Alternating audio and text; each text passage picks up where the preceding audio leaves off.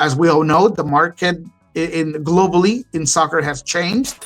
And if you're not willing to come out of pocket with $4, $5, $6 million, you're not going to get those top end U22 players. Question for Nico. We heard from Craig at the business meeting that he is negotiating with players with offers from a 4-5 league in Europe, probably Italy or France. Thoughts? Yeah, I think I said it in this show, or if not on my Friday show with Jeremiah, that the team has been trying to bring in a U22 player, that they have not been able to secure the players because I think they're having a hard time competing on the economic component that's as important as anything else. But they've been trying. Even in the 10-day window, they were trying to get a guy here quickly enough, but they just haven't been successful.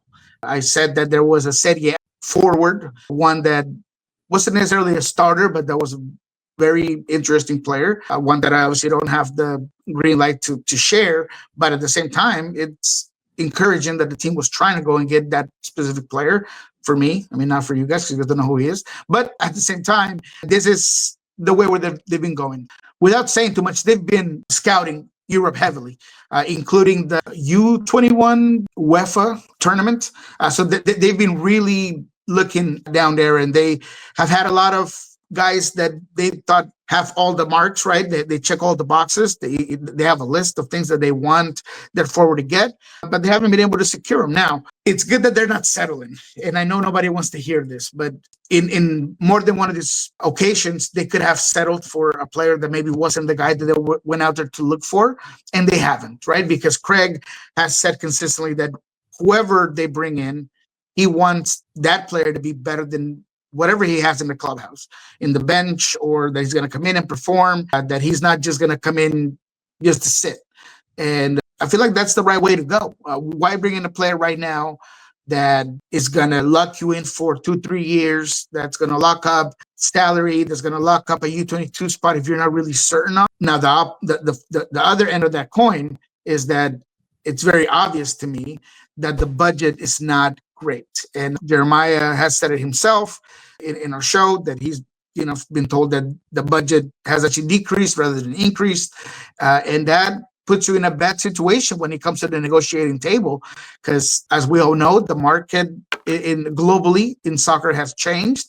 And if you're not willing to come out of pocket with $4, $5, $6 million, you're not going to get those top end U22 players. I mean, if you're getting a guy that's a free transfer, we'll go back to trying to find diamonds in the rough, and you got to try to figure out whether they work, whether they don't. But if you want a guy that's proven, that is going to come in and play, that if it is that important in your list of demands for a player, that he needs to be better than whatever you have here at the clubhouse, you're going to have to spend some money. And I just don't know if the budget is quite there for this team. So yes, they have been looking. They have said a lot of offers, multiple players is what I said before, but they just haven't been able to be successful. Yeah, we'll see what happens with it. There's been so much talk about this U22 spot, the fact that they haven't used it yet. They could have used the last window, the Club World Cup window, to bring them in. The way I see it, I don't want them to settle or rush into signing a player just to sign one.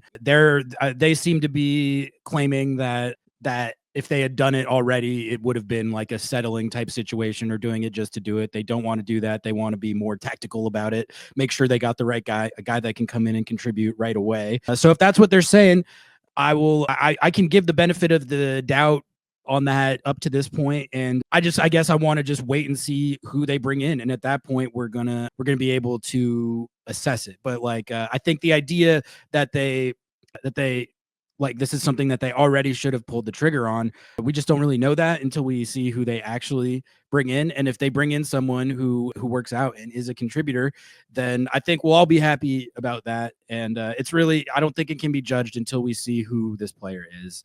And, but it's a good question by Steve, because the context is important. And, I'm glad that Craig is a guy that's going to tell it how it is. I mean, if anything, I've been impressed by Craig is that if you ask him the question, he's going to give it to you straightforward. I mean, it's literally a very blunt type of person. So that he said is something that we've been reporting, but it's not something that every GM is going to tell you.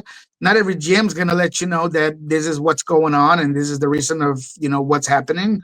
Most GMs are just going to keep that internal and be like, yeah, we're looking for guys. So I appreciate Craig bringing that up. But the reason why Steve's question is so important is because I see a lot of, these people that report on opinion-based type of segments, and they live in this, and I say this often, they live in this realm of make-believe about how things should happen and how the Sounders should operate. And, they kind of feel like this is, a FIFA game in a PS5, and you can just click on the player and he automatically comes to your team.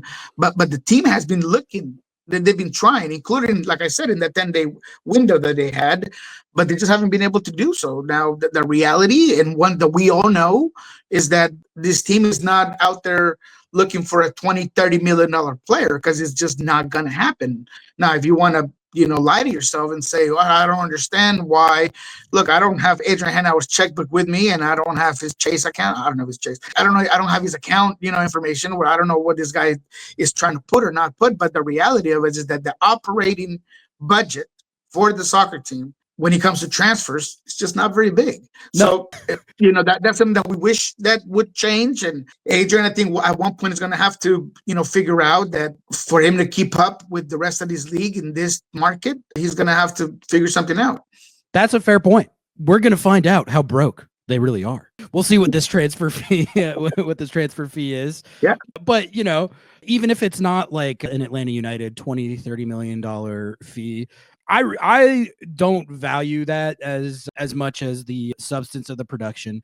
You can spend 22, you can drop a 22 spot on Emmanuel Latte Loth. That in and of itself isn't going to get you anything. So if it's more like in the range of a De La Vega type fee, okay, here's my question, Nico. In terms of what you know or can say about what type of fee we would be talking about, is it in the range of like a De La Vega scenario, higher, lower, or roughly? Lower. Okay, Lower. a lot lower. All right. Well, then we're gonna see this Moneyball in action. If they Moneyball it and the guy is coming in and producing at a higher that's clip, also good. then that's fine. I don't care like what the number the guy has to produce. Like when you start to get in trouble is when you Moneyball like that, and then it's you get what you pay for situation. But some teams are better than others at finding value like that. Seattle has proven pretty effective at that over the years. Although, I mean, you have guys like Rui Diaz who they dropped $10 million on, I believe. What was Ladero's fee? It was a little less than that, I want to say. Yeah, I think it was a total of like 8 something for Ladero. But that was another time. I mean, again, I don't know what it is that kind of changed, but now not only are you, or it feels like you have less of a budget, but now, and I've said this before, a Ladero type or a Raul Diaz type in today's market, it's costing you at least 15 million, at least 20 million. Both try to find yourself a golden boot winner in Liga MX for less than that, then they'll just laugh you out the door. So that's just the way of the world. But man, there was something important that you kind of mentioned, and it totally escaped me. But look, the reality is, there you go, De La Vega, right? So definitely less than De La Vega. And this was a guy that you went out there and looked that had some health concerns, that, that had a lot of talent. So that's kind of what you were looking for at that price tag. Now you go for a U22 player, which reduces the amount of, your pool of players that you're going to go and look for. It makes it even harder to find a guy that's proven at that age, or that you could feel like they're proven at that age. And for that specific number, man, that's difficult.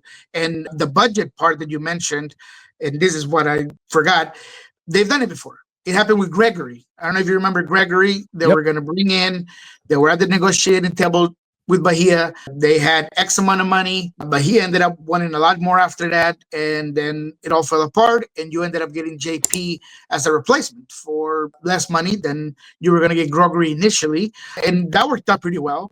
So Seattle has a good contention plan, I think, for when things go south. So we'll see what that looks like for the specific position. Exactly. We'll see who it is. And hopefully, I mean, it's a fun little storyline to track. It's always fun to have a new big time acquisition, even if it's not on an Arthur Blank fee. Thanks for that question, Steve. That was a good little discussion there.